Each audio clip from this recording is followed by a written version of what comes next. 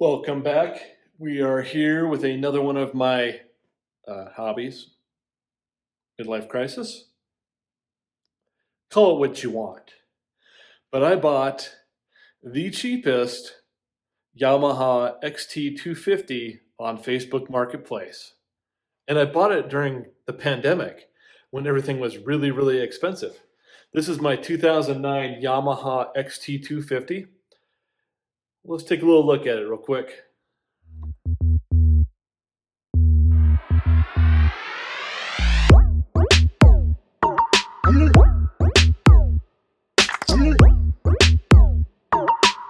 All right, here she is. This is a 2009 XT250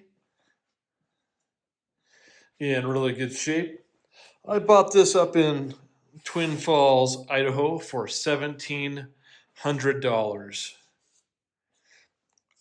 Most of these on Facebook Marketplace were doing around $3,000 a year and a half ago when I bought this. This one now has 11,889 miles on it. When I bought it, it had 11,112-ish miles on it. This bike is fairly stock, but it did have a few options added to it. The rack came with it on the back, and the Pro Taper bars were also put on it. And then I think new plastics were also put on it.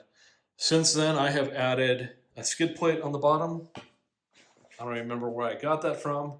It is aluminum. I added these handle guard, or these lever guards, which I have broken one off since then, and also these breakaway levers. Keep you from breaking your levers, because I've done that already once on it. Anyway, she's a fairly clean bike. No issues with it, doesn't leak, and runs well. Let's take a look at some of the specs. All right, so some of the specs for this bike, it was originally an MSRP of around $4,690 US dollars. This bike, let's go over some of the powertrain. It has a 249cc single cylinder, 2-valve, air-cooled engine.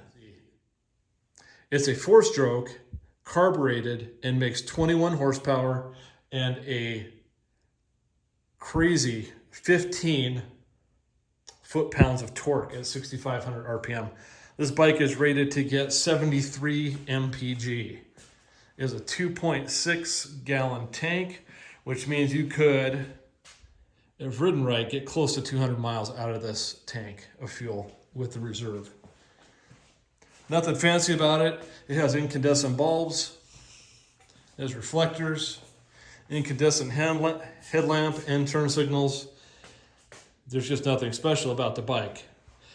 It is air-cooled. As far as transmission and final drive, it's chain-driven and has a 5-speed manual transmission with a wet clutch.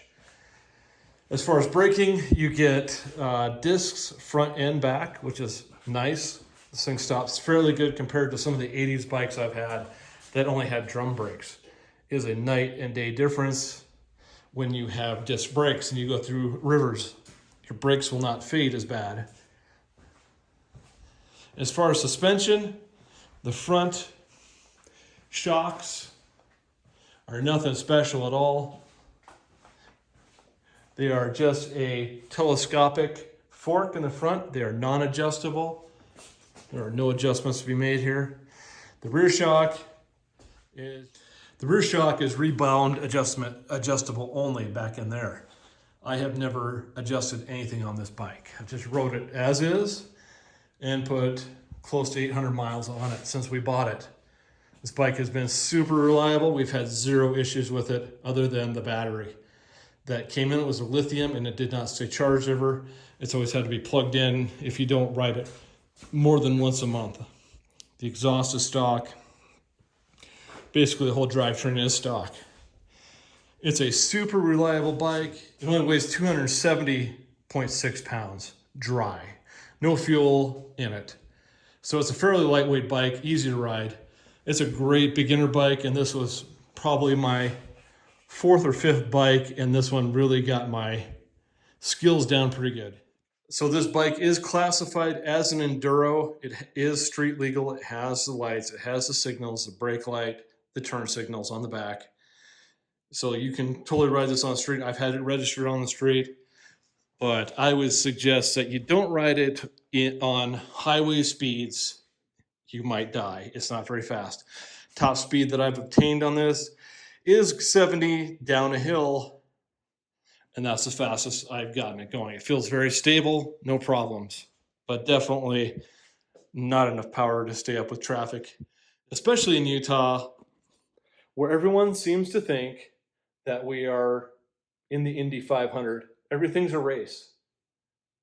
If you're not doing 80 down the interstate where it says to do 70, you're going too slow. So this is not a bike I would take on the interstate ever.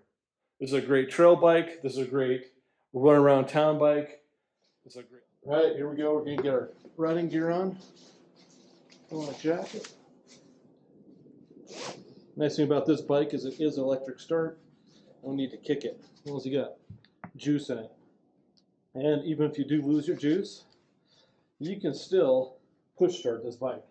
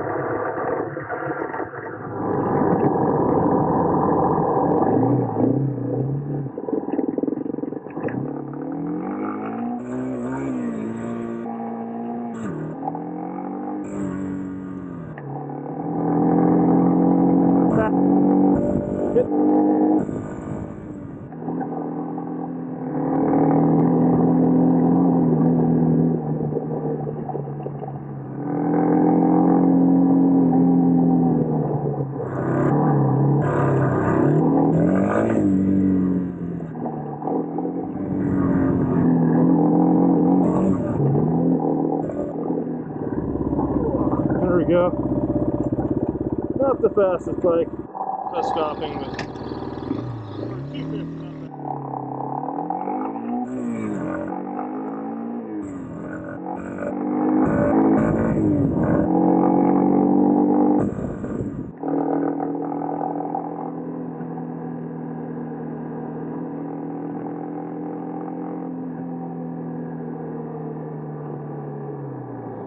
All right, so conclusion of the XT250.